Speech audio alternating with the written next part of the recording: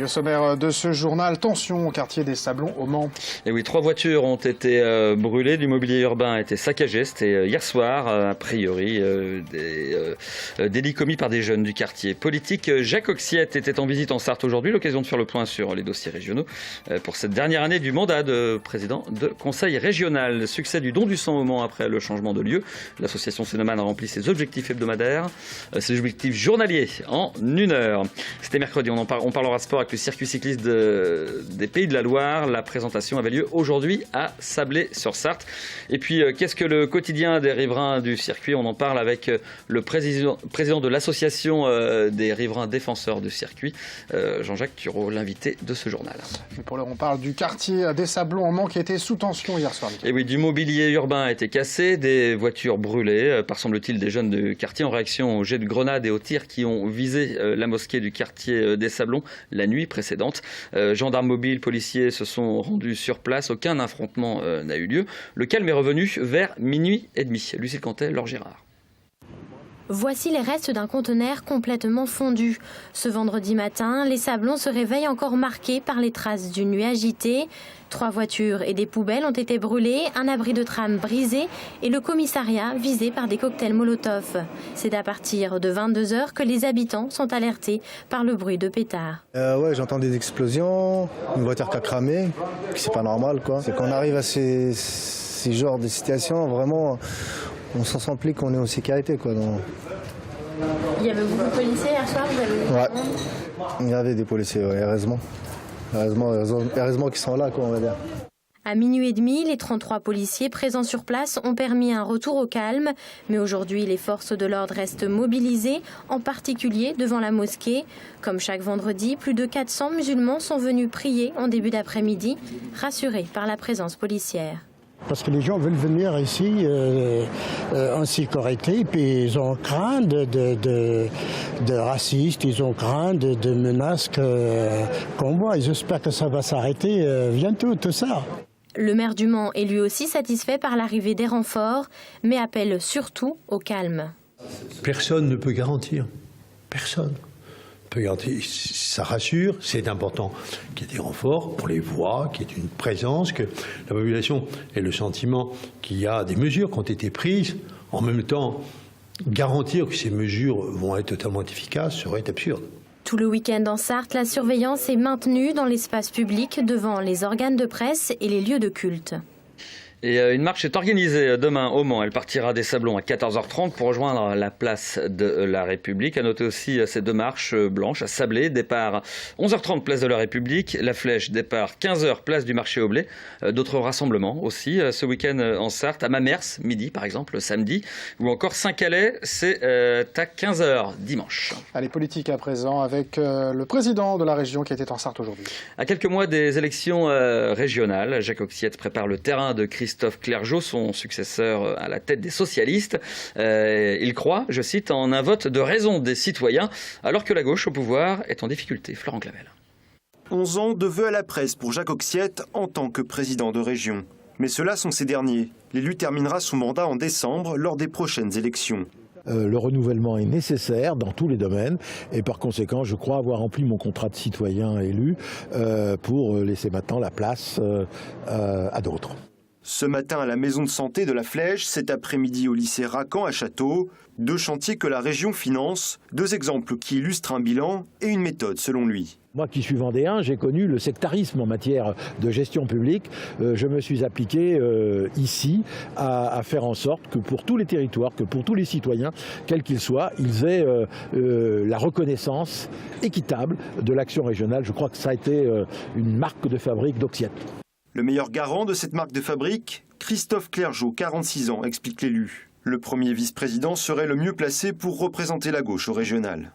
Mais j'ai considéré que, compte tenu des responsabilités qui sont actuellement les siennes sur l'innovation, sur l'économie, sur l'agriculture, sur l'économie maritime, il y avait un candidat crédible, ayant une expérience, mais aussi rajeunissant.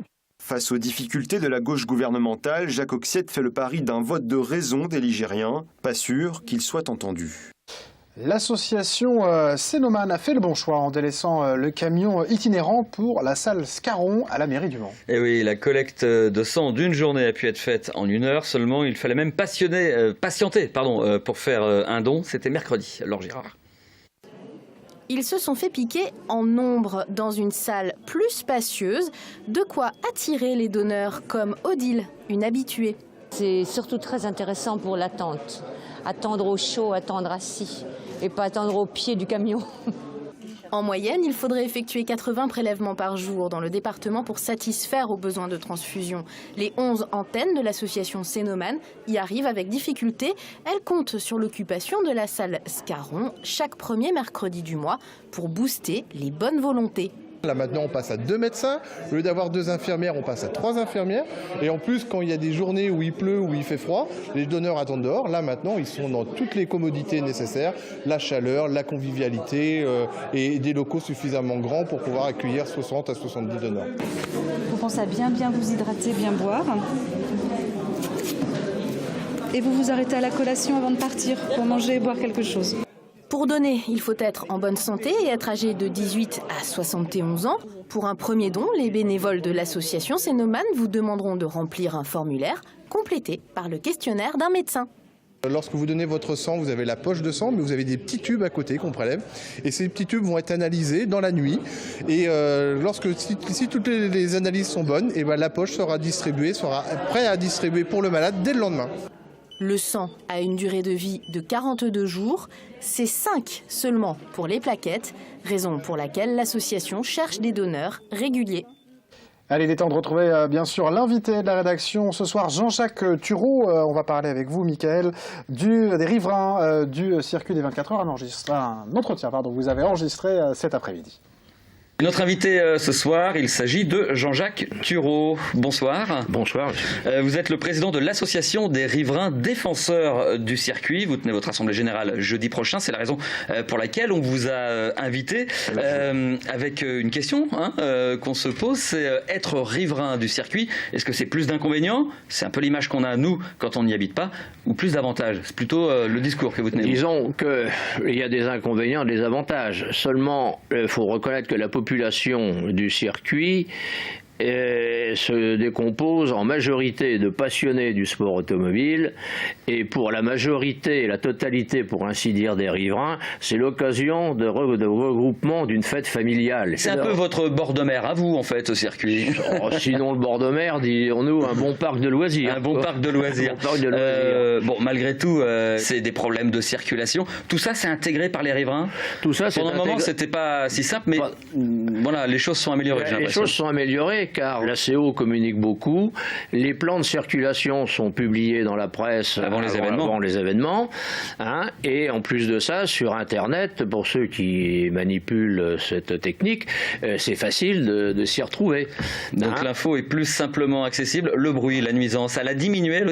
L'association s'est battue pendant un moment. Maintenant, les choses sont apaisées. Elle s'est battue pendant un moment, mais maintenant, il y a des stations de captage de bruit. C'est résolu. Disons qu'il y a un arrêté préfectoral qui autorise tant de décibels et les contrôles techniques des commissaires sportifs des épreuves respectent cette condition. Donc sur un plan bruit de course, il n'y a pas de problème. Il n'y a pas de problème. La nuisance, elle est peut-être ailleurs. La nuisance, elle est ailleurs. Je pense aux 24 heures moto, et c'est là où c'est un peu plus délicat pour les riverains. C'est là que c'est un peu plus délicat. Non pas le bruit, mais les spectateurs. C'est les spectateurs. Et les comportements qu'il y a souvent. Mais pas tous les spectateurs, j'entends le préciser. C'est un groupuscule de voyous, pourrait-on dire, et qui arrivent avec des motos qui sont pas toujours les leurs, pour ne pas dire autre chose, et qui font péter les moteurs toute la nuit. Alors si c'était simplement le samedi, mais c'est qu'ils arrivent dès le jeudi. Et c'est la nuit de jeudi, vendredi, samedi, dimanche. Donc quand on arrivera, qu'est-ce qui se passe quand on habite auprès du circuit, qu'on part pendant 4 jours jours. On essaye. C'est-à-dire que maintenant, ils pourraient partir pendant 4 jours, puisque les forces de sécurité patrouillent, et il n'y a plus d'intrusion massive dans les propriétés comme il y a eu une certaine époque. Mais en général, ils restent, et puis ils savent que c'est 4 jours. Ça va être difficile. Ça va être très difficile. Est-ce que les relations sont bonnes avec la CO? C'est-à-dire que quand vous pointez un problème, est-ce qu'il y a une réponse qui apparaît rapidement? Il n'y a aucun problème. Sur les grillages de protection, par exemple, sur leur mise en place? Non, il n'y a aucun problème. Il n'y a pas d'opposition, il n'y a pas de revendication, il y a simplement de la concertation. À chaque fois qu'il y a besoin, on se rencontre et on étudie le problème conjointement et on trouve une solution. Vous arrivez à vous accorder malgré tout? Il n'y a aucun problème. Ce qui fait que être riverain du circuit aujourd'hui est quelque chose de... Vous êtes passionné, c'est pour ça que vous êtes pas passionné. Tout le monde n'est pas passionné, j'imagine. Aujourd'hui, si on n'est pas passionné, on peut vivre auprès du circuit. On peut vivre auprès du circuit. Avec des nuisances limitées. Avec des nuisances, la seule nuisance véritable sur une année, si vous voulez, c'est les 24 heures moto. Merci Jean-Jacques Thureau en quelques minutes, de nous avoir fait part de votre expérience de riverain du circuit. C'est bon, merci, c'est avec plaisir. Et on termine avec du sport et la 63e édition du circuit cycliste de la Sarthe et des Pays de la Loire qui a été dévoilée aujourd'hui. Et la Sarthe sera à l'honneur cette année avec le départ donné à Sablé et puis l'arrivée qui aura lieu au Lude, un sujet de Yannick Morfin et Damoun Chamsoudine. Que la conférence de presse de présentation de cette grande épreuve cycliste se fasse en mairie de Sablé n'était donc pas dû au hasard. La commune sartoise détrônera en effet la Vendée cette année. Sablé donc est partenaire depuis 25 ans maintenant du maillot du meilleur grimpeur. Nous avions rencontré Gérald Fevrier en fin d'année 2014 qui nous disait est-ce que finalement vous souhaitez continuer dans ce partenariat ancien, et donc on lui a dit bien entendu qu'on souhaitait continuer en 2015 et au-delà.